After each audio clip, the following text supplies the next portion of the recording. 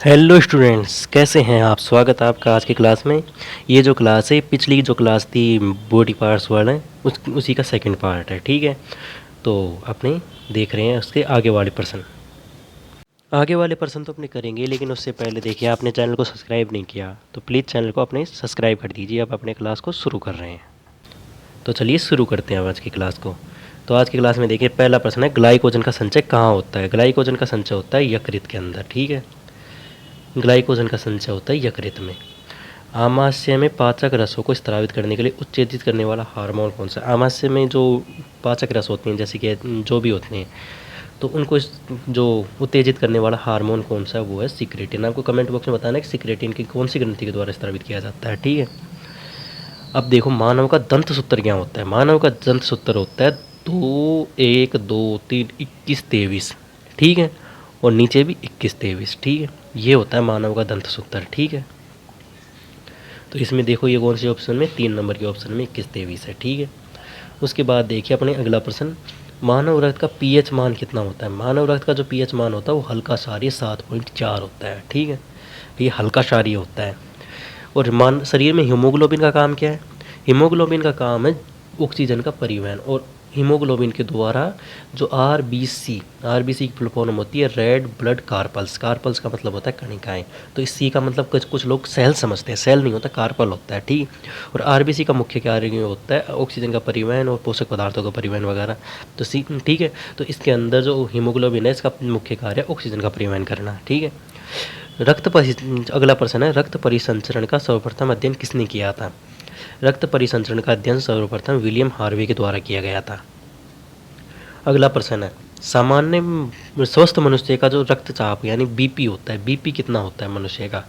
BP होता है मनुष्य का, हाईएस्ट हो सकता है 120, न्यूनतम हो सकता है 180। ठीक है, अब देखो, इसके अंदर ऑप्शन है 180, 120 और 80 भी है, और 80 और 120 भी है। ठीक है, ये दोनों ऑप्शन तो है ही गलत, लेकिन इसमें देखो ऑप्शन, इसीलिए सब अपने सबसे पहले लिखते हैं कि जो ज़्यादा होता है ना, उसको अपने पहले लिखते हैं। तो 120 को पहले लिखा जाएगा और 80 को बाद में लिखा जाएगा। ठीक है, रक्तचाप के समय इस चीज़ का ध्यान रखें। ठीक है, तो 120 हाईएस्ट होगा और 80 मिनिमम होगा। 80 120 नहीं लिखना अपने को, 120/80 लिखना होगा। ठीक है, इस चीज़ का आप ध्यान रखना। अगला प्रश्न है, देखो, मानव में रुधिर बैंक का कार्य करता है। मानव में रुधिर बैंक क्या होता है, जहाँ पे अपने को खून मिलता है। ठीक है, तो खून, मानव में जो खून कहाँ से मिलता है, तिल्ली जो होती है, यहाँ से अपने ब्लड का निर्माण होता है। ठीक है, प्रोटीन का पाचन होता है। प्रोटीन का पाचन कहाँ होता है, छोटी आंत में।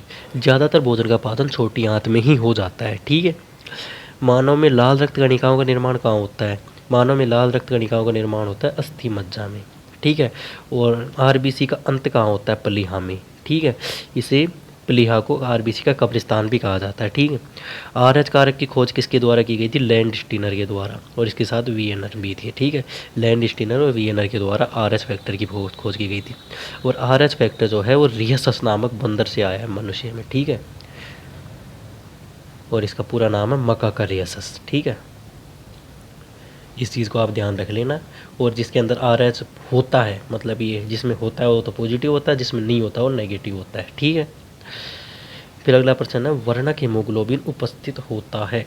हीमोग्लोबिन एक वर्णक है जिससे आरबीसी का रंग लाल होता है। ठीक है, ये कहाँ उपस्थित होता है, आरबीसी के अंदर उपस्थित होता है। ठीक है, पेस मेकर किसको कहते हैं, पेस मेकर कहते हैं एवी नोड को। एवी नोड एक हृदय का पार्ट होता है। ठीक है, और पेस मेकर के काम क्या है। अब देखो, पेस मेकर के काम आपके पास ऑप्शन ये है, हृदय की धड़कन को प्रारंभ करता है। अगर किसी व्यक्ति में हृदय की जो धड़कन रुक गई है, तो उसके जो हृदय होता है वहाँ पे एक छोटा सा इलेक्ट्रॉनिक डिवाइस लगा देते हैं, जिसके अंदर अगर आपने उसको मतलब उसके अंदर हृदय को छोटा सा एक झटका दिया जाता है, जो कि बहुत कम होता है, जिससे कि हृदय वापस शुरू हो जाता है, धड़कन, उसकी हृदय की जो धड़कनें होती हैं वो वापस शुरू हो जाती हैं। ठीक है, मानव शरीर का कठोरतम भाग कौन सा है। मानव शरीर का कठोरतम भाग होता है इनेमल, जो कि दांतों के ऊपर पाया जाता है। ठीक है, मानव मस्तिष्क में बुद्धि का केंद्र क्या है, सेरिब्रम को बुद्धि का केंद्र कहा जाता है। और एक बीमारी होती है सेरिब्रम पाल्सी, जिसका नाम आपने सुना होगा, जिसके अंदर व्यक्ति मंदबुद्धि होता है, क्योंकि उसके अंदर ये बीमारी हो जाती है। मानव शरीर का सबसे लंबी कोशिका कौन सी है, सबसे लंबी कोशिका होती है तंत्रिका कोशिका। ठीक है, और मतलब जो है जीवन, उसके अंदर सबसे बड़ी कोशिका होती है शुतुरमुर्ग का अंडा। ठीक है, मनुष्य का सबसे बड़ा भाग कौन सा है? प्रमस्तिष्क। मस्तिष्क जो है उसका सबसे बड़ा भाग है प्रमस्तिष्क, ठीक है। मनुष्य का सबसे बड़ा अंग कौन सा है? वो होती है चमड़ी, ठीक है। ये भी ध्यान रख लेना, वो मैंने गलती से बोल दिया था तो आपको आंसर बता दिया है। निम्नलिखित में से कौन सा वर्ग रक्त वर्ग सर्वदाता होता है, मतलब सबको दे सकता है, वो ओ है।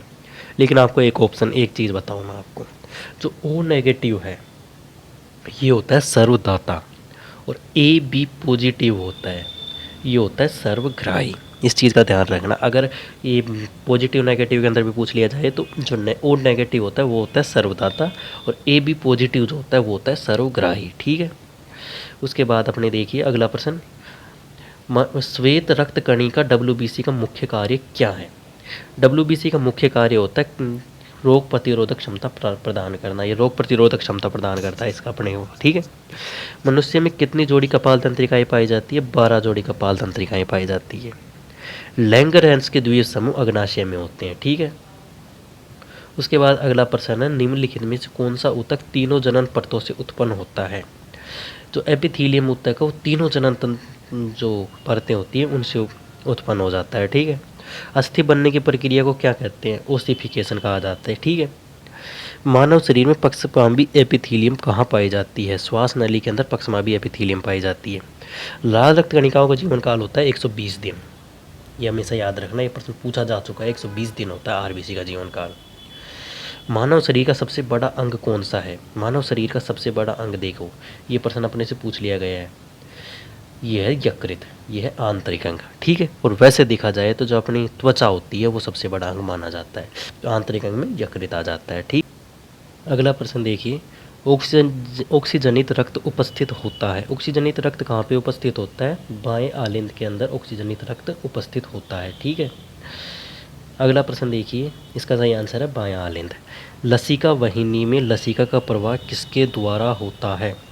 लिम्फ नोड के द्वारा, परिग्रामी पेशियों के कपाट तंत्र में अंतरायिक दाब के द्वारा। यही इसका सही आंसर है, परिग्रामी पेशियों एवं कपाट तंत्र के अंतरायिक दाब के द्वारा जो लसिका वाहिनी में इसमें लसिका का प्रवाह होता है, ठीक है। अगला प्रश्न है, आंसुओं में पाया जाने वाला एंजाइम कौन सा है? आंसुओं में पाया जाता है लाइसोजाइम। मास्टर ग्रंथि किसको कहते हैं? पिट्यूटरी। इसे हिंदी में पीयूष ग्रंथि भी कहा जाता है, ठीक है। देखो अगला प्रश्न है कि करो या मरो हार्मोन कौन सा है? वो है एड्रिनलिन हार्मोन, जो कि एड्रिनल ग्रंथि से स्रावित होता है, ठीक है। अब एड्रिनल ग्रंथि से स्रावित होता है, इसे करो या मरो हार्मोन कहते हैं। इसे 3F हार्मोन भी कहा जाता है। ये होता है फाइट, फियर या फ्लाइट। उड़ान, डर और लड़ाई, ये 3 समय पे उत्सर्जित होता है, ठीक है। उड़ान, डर और लड़ाई, फाइट, फियर और फ्लाइट, इसीलिए से 3F हार्मोन भी कहा जाता है, ठीक है। तो ये प्रश्न कभी पूछ लिया जाए कि 3F हार्मोन किसे कहते हैं, तो वो कहते हैं एड्रिनलिन हार्मोन को, ठीक है। उसके बाद अगला प्रश्न देखिए, कौन सी ग्रंथि थायरोक्सिन हार्मोन स्रावित करती है? अब देखो थायरोक्सिन हार्मोन थायराइड ग्रंथि के द्वारा स्रावित होता है, ठीक है। अगला प्रश्न है, निम्नलिखित में से कौन सा हार्मोन रक्त में कैल्शियम की मात्रा को बढ़ाता है? जो पैराथ हार्मोन है वो कैल्शियम की मात्रा को बढ़ाता है। पिट्यूटरी ग्रंथि से स्रावित होने वाले हार्मोन, पिट्यूटरी ग्रंथि को मास्टर ग्रंथि भी कहा जाता है, तो ये इसके द्वारा बहुत सारे हार्मोन स्रावित होते हैं। LS, FSH, ACTH सारे के सारे जो हैं ये पिट्यूटरी यानी पीयूष ग्रंथि के द्वारा स्रावित होते हैं। अग्नाशय की बीटा कोशिकाओं में से स्रावित हार्मोन है, अग्नाशय की बीटा कोशिकाओं से इंसुलिन हार्मोन स्रावित होता है, ठीक है। स्त्री में अंडे का निर्माण होता है, अंडे का निर्माण कहाँ होता है? अंडवाहिनियों में। अंडवाहिनियों में से अंडा आता है, अंडाशय के अंदर जो होता है ये अंडे का निर्माण होता है। स्रावित मादा सेक्स हार्मोन कौन सा है? एस्ट्रोजन और प्रोजेस्टेरोन जो है मादा सेक्स हार्मोन कहा जाता है, ठीक है, मादा लिंग हार्मोन। मनुष्य के द्वितीयक लैंगिक लक्षणों के लिए उत्तरदायी हार्मोन कौन सा है? टेस्टोस्टेरोन जो है मनुष्य के लिए लैंगिक लक्षणों के लिए उत्तरदायी हार्मोन है। मानव के नर हार्मोन टेस्टोस्टेरोन का स्त्रवण कहाँ से किया जाता है?